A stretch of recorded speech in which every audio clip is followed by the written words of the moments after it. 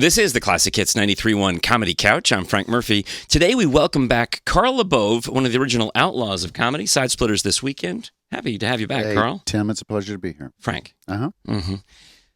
Well, Carl was here, one of our first guests on the Comedy Couch last year, and delighted that you're back. I was here when this couch wasn't stained. Right. I'm sorry about what's happened. Yeah, who'd you have in here? Well, there's a list. Is there? Including Jimmy J.J. Walker. Oh, yes. Yes, we had... Love working with him. I was obviously a fan of his in high school because his show was a big hit. Yeah. But I've done like 4 or 5 Vegas gigs with him. No kidding. Man, this guy's got hours of the best comedy stories. Well, he also sent a manifesto ahead of time.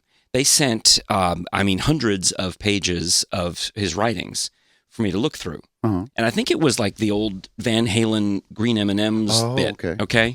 Because with the green or whatever color M&Ms the Van Halen didn't want in their dressing room, Red. it really was a test to see. Number 3. Yeah, if you went down and had read the contract writer. Right. Well, so they send pages, just file after file, PDF files of things he's written. And I thought, well, why aren't these on a website? But this is how he does it. Okay. So I skimmed through them, and he's kind of got, closed off to me on the couch. Yes, when you don't know him. Uh-huh. Right. But I start making reference to just random things that I picked up from, I couldn't read everything, but I read enough. Yeah. And that, and then all of a sudden. The light went on? I had unlocked the door.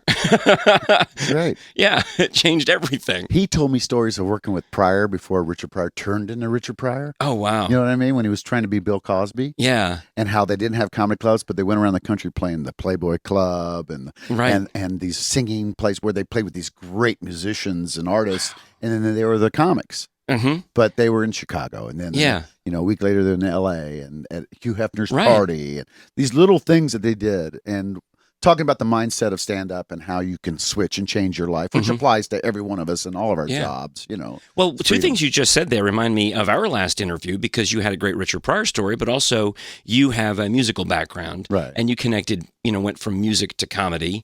But you were with Richard Pryor, and you were so excited, you called your dad to say, Richard Pryor knows my name. Yes, right. It was so great. When I was a pup. Yeah. Right. So he was an influence for you. Oh, absolutely. And so was Robin Williams. I loved energy. As a little boy, of course, I loved Jerry Lewis. Yeah. And just to watch what he could physically turn around. So when I lived in Japan, a lot of my friends couldn't speak English. My dad was in the Air Force. Okay. So I was there for 5 years, from the age of 9 to 14. Yeah. And a lot of my friends were Japanese. Okay. And so the cultures were right across from the base. So we would meet up on parks. We would meet up at the bowling alley. And you make friends and you trade Beatle albums. They had the Japanese no kidding. Yeah. albums, and we had the American, so we'd switch and all that stuff. And I would communicate physically with them. Mm-hmm. And that was a derivative of watching the Jerry Lewis movies. And the only movies they would play in Japan in English was Jerry Lewis movies. Wow. So a lot of the Japanese would go, oh, did you go to the lady? And that's from their influence. I'll have to remember that next time I go to a sushi restaurant. Right. I'll have the lady. Do you want the cut, or you like it raw? You sound exactly like my sushi chef. I sound like every sushi chef. Well, unless you're in L.A., then they're Spanish. Oh. It looks like a burrito, but it's sushi. Yeah. We had I just started randomly talking to some people who work in a sushi stand here, and they had moved here from LA, so I guess maybe they lost their job. Yeah. Right. Well, Kobe beef is really expensive there. It's much cheaper here. Yeah.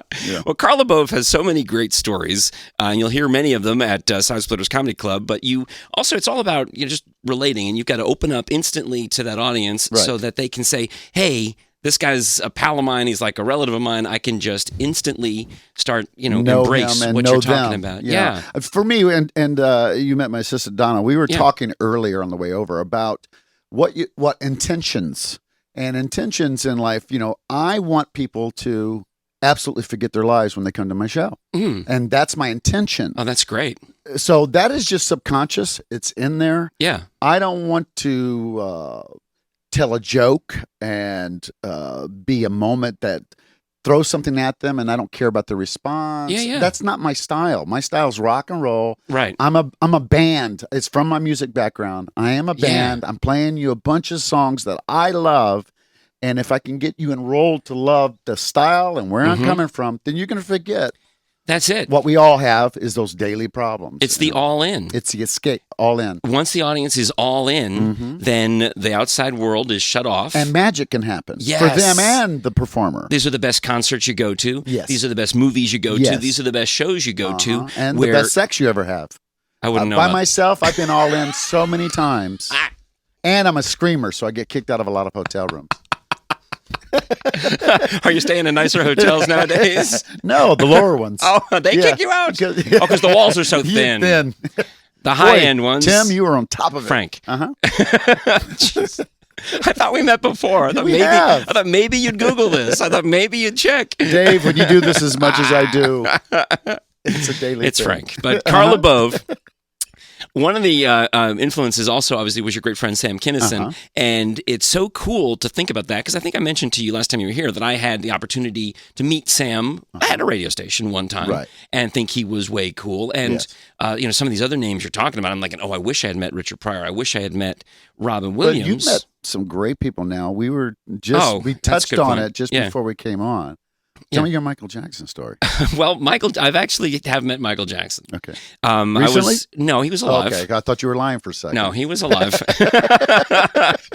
He was getting some award in the Washington, D.C. area, and I worked for a radio station. Yeah. So I got to go. Okay, so I got a tuxedo, and I go, and he gets up there, and he does his little greeting at the I guess, in front of the press. Thank you very much. I just want to say God bless you, thank you. And does all that. And then leaves. But now, somehow, I've also gotten a pass to the party after. So, and the big thing of the party, you're just standing around, and Michael is going to walk through the room, circulate, and touch some hands. Listen, people touch his hymns. Yes. So he comes up to me, and I can see him doing the same shtick to everybody. He's like, oh, thank you. And he's got his glove on.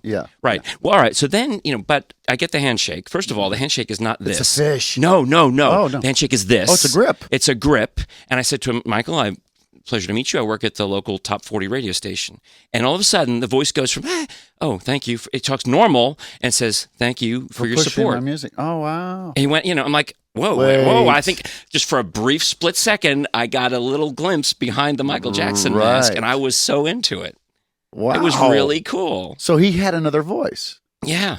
So it's show business. Yeah, all that was put on. I have another voice. What's yours?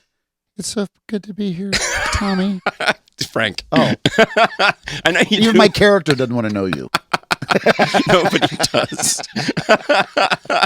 What does your shirt say? It's been catching my eye. That's none of your business. The world famous Chilkoot Charlie's. Is that Canada? What's that? No, this is Alaska. It's a famous bar up there that has about 9 rooms. Yeah.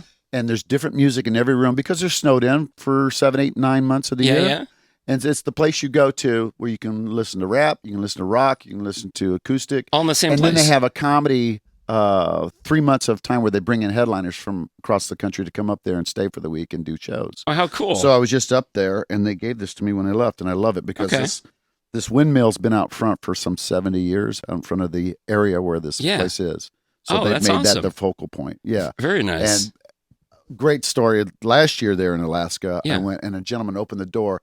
It was 25 below, and when you stepped out of the car, you had to do those little robot steps because ice was just so slippery. Right. And it's just a slight uphill into the door, and a gentleman was there and opened the door for me as I came up, and I said, "Thank you very much." He goes, "Yeah, no problem. You got $1?" I went, "Well, that's what?"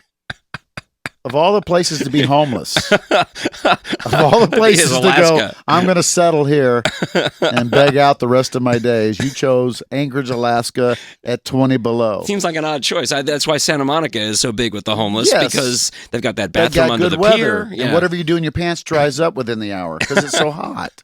There is a bathroom under the Santa Monica pier. Oh, yes, exactly. Well, those kind of things are there. And I go, that just comes to mind. People have to have a vision no matter how bad your life is. And if I was homeless, why would you ask someone for $1? Go for it. Well, he opened the door for you. Yeah, he was the doorman. I would go for it. Oh. If your numbers are, every fifth person's going to give you $1? Right. So if you work a 2-hour shift, the numbers are low. Yeah.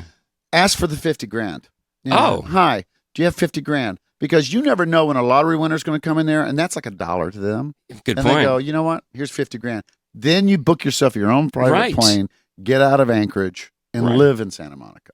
It's all vision. Yes, you got to think big. Think if you don't ask, you don't get. Larry, this reminds me This reminds me of so many stories about people that they think that their lives are so bad, and all they can't realize is that with the proper attitude, you can change it tomorrow. Okay, that's deep. That's a blessing when I'm on a right couch, there. in this position, that's where I go. That's your philosophical position. Sleep. Yeah, one of the two. Well, let me bore you with one more quick radio story. That bathroom under the Santa Monica Pier. When I worked at KLOS, we used to do a football bet. KLOS? Yeah. You know John? Yes. Okay. Yeah. Go ahead. He worked on the AM side. Yes. Yeah. We used to do a football bet, and the losers had to do grotesque things. And one year, I had to clean the bathroom under the Santa Monica Pier as my losing the football bet bit. Oh, that's a 7-hour job. It was pretty bad. It's a lot of sand, too. I did hazmat suit the whole bit. You had to. That's a big loss, man. Yeah, that was pretty bad. I had bet on the Redskins. So, back when you could say Redskins, so I didn't know. Yeah, no. Now it's the Indian Nation team. Right, or you just say Washington, I guess. Okay. Is what Phil Simms refuses to say Redskins, so he just refers to them as Washington throughout the entire Well, I live in Texas, and I'm an hour away from the borderline of Oklahoma, and they have a casino there called the WinStar. Yeah. And it's an Indian casino. And after going there about 10 times, I realized they have figured out how to get the white man back after all these years of just taking from them. Yeah. And I just imagine the dreams that they had when they went, we must get our nation back. We have so much land that was taken from us for so little, so long ago. Oh, I know. They like to gamble.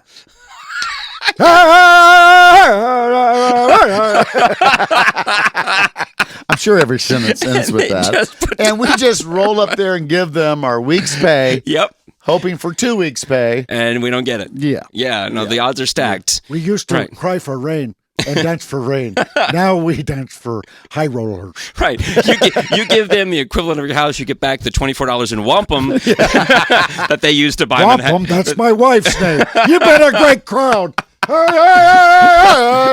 Remember Manhattan Island. Every time. Still talk about it. Yeah, right. Yeah, that was a bad deal. They got hosed. Now, when you go to Vegas, I saw one of your interviews on Vegas TV. Uh-huh. And you were talking about your friends from Alaska. Yes. Who is this from the same? Yes, I have best friends that live up there that I've been visiting. Even when I don't work, I go to Alaska twice a year to vacation. Oh, okay. Oh, that's cool. And they take me on some phenomenal trips. But when I go to Vegas, people from all over the country, it's such a great excuse to come visit. Yes, Carl's in Vegas. Yes, so I'll have 2 or 3 friends for 2 days there, and then the next group comes in, and it's really a late night fun experience. The shows are great. So Knoxville must be like a respite. Again, I have friends here. Awesome. Because I built up these families. Basically for myself, because I love that. People used to when you're younger, you complain about how it gets lonely on the road, and then with experience under your belt, I've been doing stand up over 2 or 3 years now, and now when you go to these towns, you have so many great people that you know and love that are a part of your life. Who come back to see you. Talk to on the phone anyway, no matter where you're at.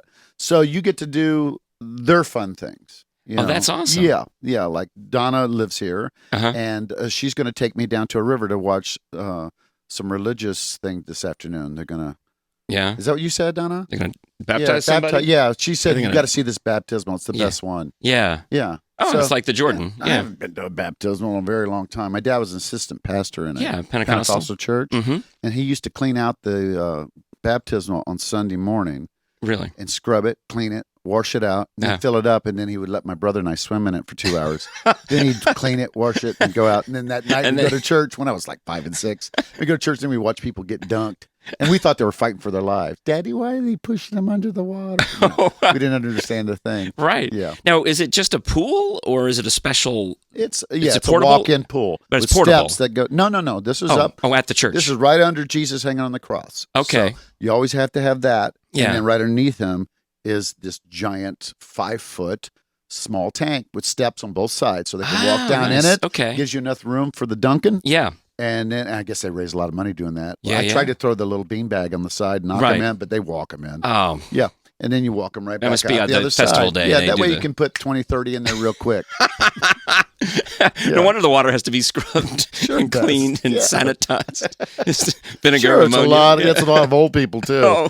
Yeah, so there's a lot of smelling salts. Chlorine, I think. Yeah. Hey, I have been to the water park when an accident occurs. Oh, yes. And they have to shut down the ride and Yes. super chlorinate it and scoop out the discharge. Yes. Yes. Or the guy who just takes the candy bar and throws it down the slide and runs off. And, I think that was in Animal House or something. Caddyshack, maybe? Caddyshack, I think, yeah.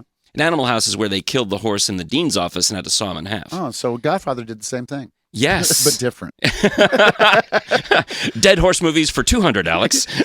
I did a show for I was a starving young comic, and I got a $25 gig to perform in New York. I was out there visiting, so I went to I had to walk there. Yeah. It took me an hour to get there because I had no money for cab even. And I walked in, and it was a mob meeting, and I was the performer. Oh. So the week before, they had had a magician. Uh-huh. And so this guy walks out that had hired me. He'd seen me the night before at a club doing my 5 minutes. Yeah. And he goes, "All right, shut your mouths, Tony. Come on now. It was you did last week with your magician. It's my turn, so be quiet. I brought me a comedian, Carl Labone. Let's hear it for Carl Labone." And you got to go up, and I walk out of a closet they've got me in, Which is also the closet they would put you back in, of course, if the show doesn't and I go walk well. up with a dais table, where you're covered, your body's covered. Yeah, It's just that little squeaky mic that bends. Yes. Well, I'm all over the place now. I've got this harnessing me to one area. Yeah. Excuse me. And I start talking about relationships. Yeah, the usual stuff. What a 22, 23-year-old boy would talk about. And they're just staring at me. Mm. Just staring at me. Nothing. And I go, and I did the old get out of it trick back then where I said, "Well, that's funny. That killed last week." And then they all got to talking. It reminds me. Remember Tony Miano? Remember that They time? talked about So they talked for the next 5 minutes while I acted like I was doing something. You put the keyword killed I into said the killed in conversation. there. They talked, and I got my $25 and left. Those are experiences. Carl Labove, Side Splitters Comedy Club. You get your tickets online at sidesplitterscomedy.com. Give him a call at 973-LAUGH. Also, you cannot miss, Carl Labove. He's Thank too you, Mark. fantastic. Frank, you're so close. I'm right there. I heard a K in there. But one of the greats, one of the original outlaws of comedy. This is the Classic Hits 93.1 Comedy Couch. I'm Frank Murphy. And I'm Carl Labove. Thanks for watching. Thank you. Thanks for listening. Thanks for listening and watching.